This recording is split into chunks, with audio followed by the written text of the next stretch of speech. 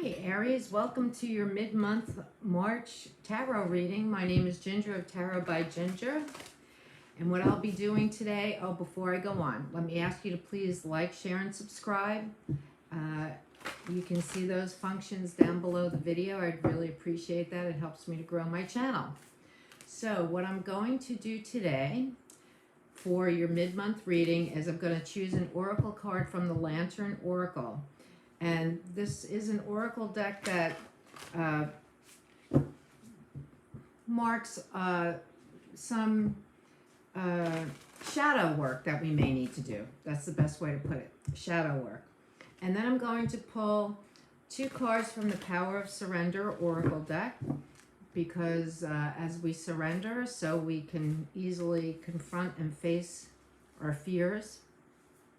Then I will do your tarot reading, and finally I will pull some cards from my Archangel and from my Ascended Masters deck to see what archangels and guides are working with you for the rest of the month. Okay, hope you're having a great St. Patty's Day, and because I'm looking forward to some corned beef and cabbage for dinner tonight.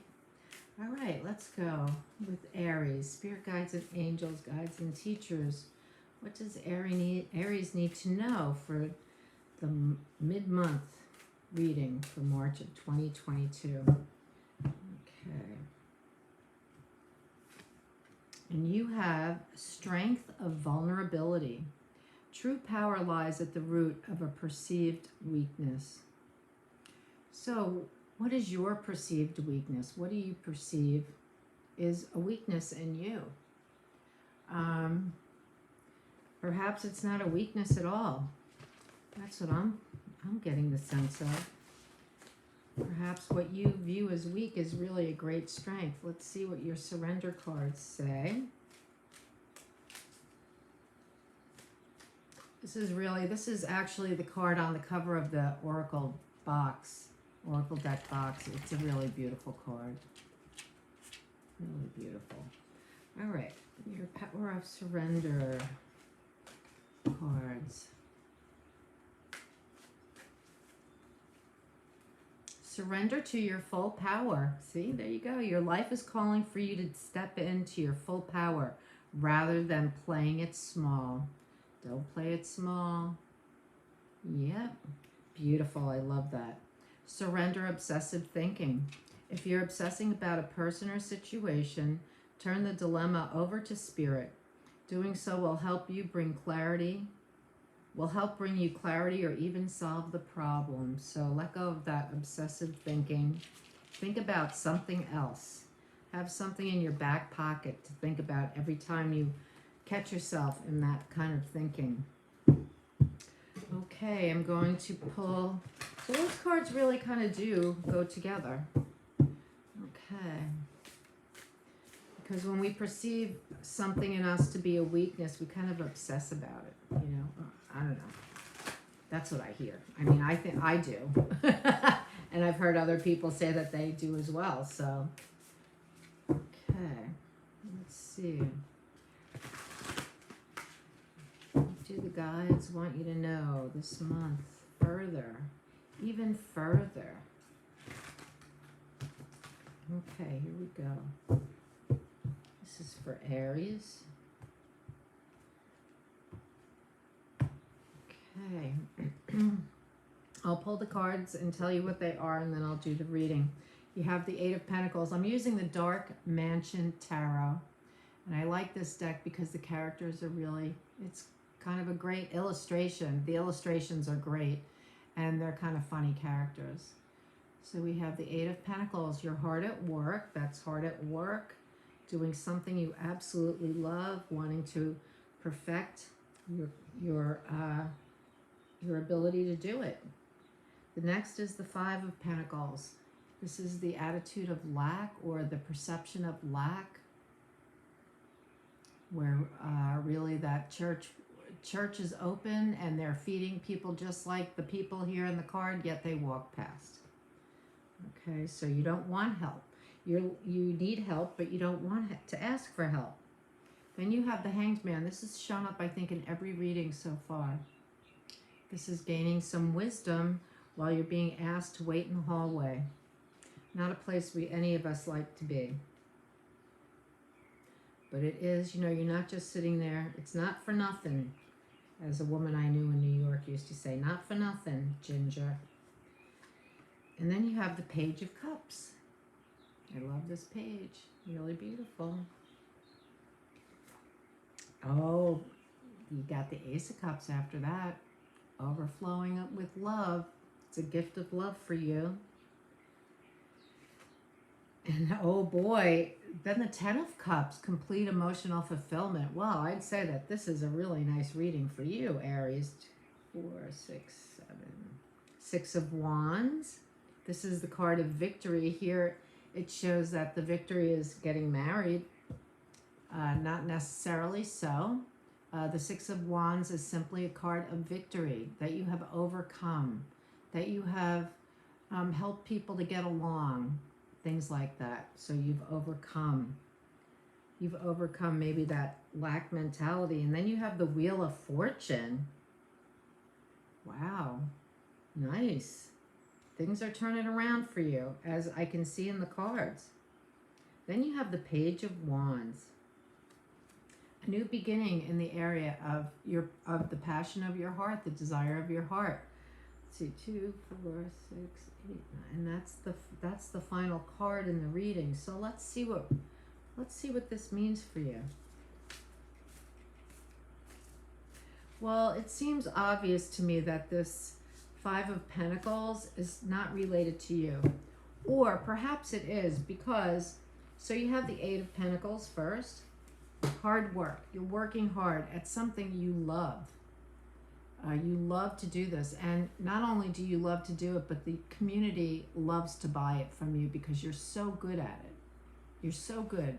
Your end product is beautiful.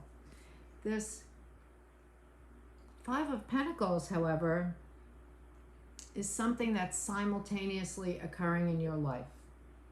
It is a sense of lack that is perceived because something's getting in your way. Something takes up too much of your time. When you'd rather be doing this, you're having to attend to this.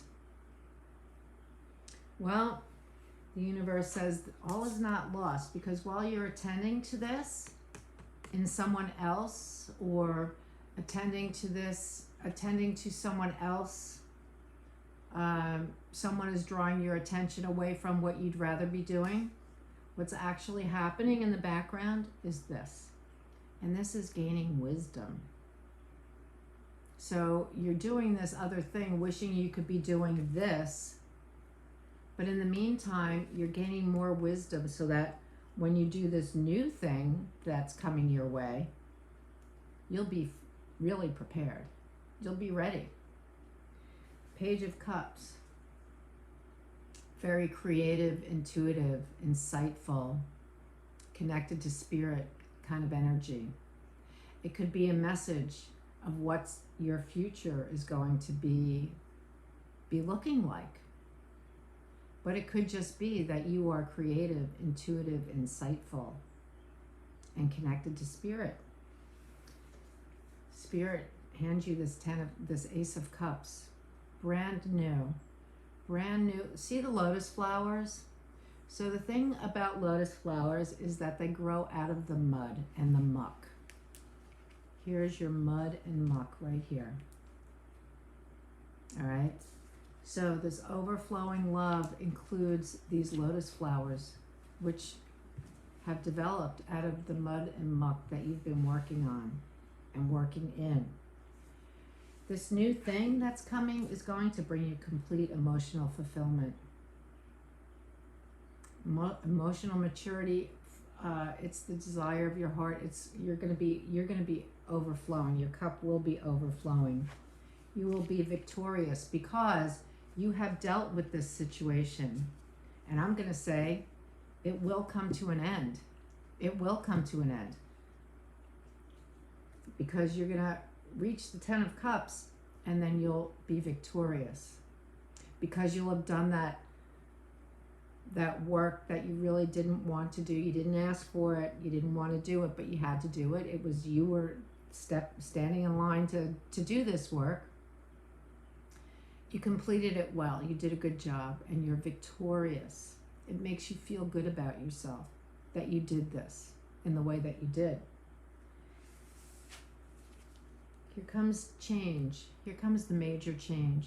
Here comes the desire of your heart, what you have been put on this earth to do.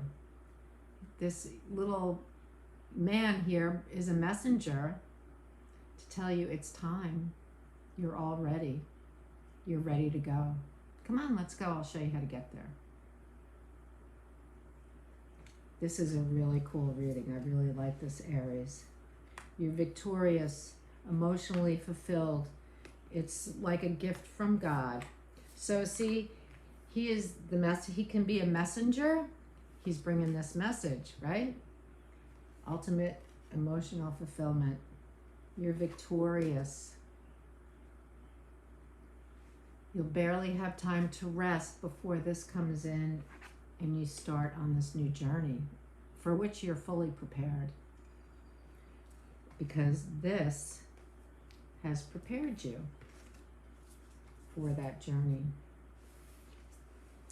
You know, it just came into my head, keeping your nose to the grindstone. I guess that's kind of what he's doing, although he's loving it. But keeping your nose to the grindstone and just trusting all of this to work out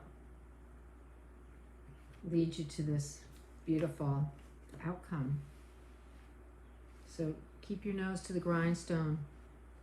Know that in the end, you'll be glad that you did such a great job. And because it's really preparing you, all of that work, all of that drudgery is really preparing you for a whole new way of living. Beautiful. Okay, so let's pull you a couple of Archangel cards and an Ascended Master card, Aries. Okay. You have Archangel Raphael, see with enlightened eyes and open to abundance. Beautiful. He's the healing angel. And Archangel Metatron, increase your light levels, open your stellar gateway chakra. Call on Metatron or Archangel Raphael. They're here for you. They're here for you this month. They can only help you if you ask. Ask them, allow them to come in. Okay, and your Ascended Master card is Mother Mary. Nurture yourself. Yes, you need to nurture yourself and be compassionate with yourself, because right now is a hard time for you. It's difficult. It's kind of grueling. You know, although you need to be compassionate with yourself because you're doing the right thing. And in doing that right thing, in the end, you're taking care of yourself. All right? Be very compassionate with yourself and know that Mary, Metatron, and Raphael are there to help you through. What a beautiful reading. So there's strength in your vulnerability right now. It is leading you to something great. True power lies at the root of a perceived weakness. Well, there's nothing weak about this journey that you're on. It's a very powerful journey. Thank you, Aquarius. I really enjoyed this reading. Happy St. Patrick's Day, and I'll see you soon. All right, bye-bye.